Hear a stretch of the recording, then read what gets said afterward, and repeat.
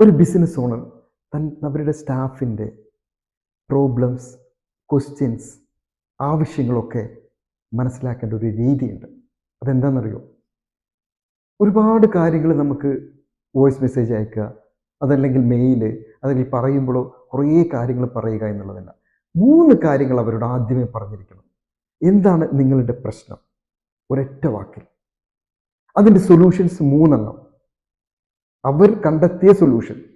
അതിനകത്ത് അവരുടെ മൂന്നാമത്തെ കാര്യം, അവരുടെ ഏറ്റവും സ്ട്രോങ് ഈ 3 എണ്ണത്തിൽ ഏറ്റവും സ്ട്രോങ് ആയിട്ടുള്ള റെക്കമെൻഡേഷൻ. ഇത് 3ഉം അവരോട് എഴുതാൻ പറയണം. എങ്ങനെ? അവൻ്റെ ഒരു പ്രശ്നം, എന്താണ് ആ പ്രശ്നം എന്നുള്ള ഏറ്റവും ഒരു 1 ലൈൻ 2 ലൈൻ, ആ പ്രശ്നത്തിൽ അവൻ കണ്ടെത്തിയ സൊല്യൂഷൻസ് 3 കാര്യങ്ങൾ എഴുതാൻ പറയാം. എന്തൊക്കെയാണ് 3 ആ 3 എണ്ണത്തിൽ ഏറ്റവും സ്ട്രോങ് ആയിട്ട് അവൻ വിശ്വസിക്കുന്നത് എന്താണ്, അവനുള്ള ആ സൊല്യൂഷൻ എന്താണെന്നുള്ളത് കൃത്യമായിട്ട് എഴുതാൻ പറയാം. ഇതാണ് 3ാമത്തേത്.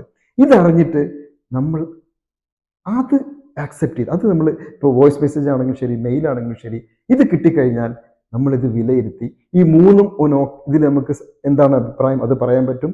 അതല്ല, ഇതാണ് നിന്റെ സ്ട്രോങ് റെക്കമെൻഡ്, ഇത് ഓക്കെ ആണെങ്കിൽ ഗോ ഹെഡ് എന്ന് പറയാം. അതല്ലെങ്കിൽ 4ാമത്തെ നമുക്കൊരു സജഷൻ വെച്ചു കൊടുക്കാൻ കഴിയും. അതല്ലാതെ അവരുടെ ചോദ്യങ്ങൾക്കും ഉത്തരങ്ങൾക്കും ലാഗ് ചെയ്തു പോകാതെ ഷോർട്ടാക്കാനുള്ള ഒരു മെത്തേഡാണ്. എങ്ങനെയൊക്കെയാണ്? അവരുടെ കൃത്യമായ ചോദ്യം, അവരോട് തന്നെ 3 ഓപ്ഷൻസ്, അതിനകത്ത് അവരുടെ സ്ട്രോങ് ആയിട്ടുള്ള ഒരു ആൻസർ പറയാം.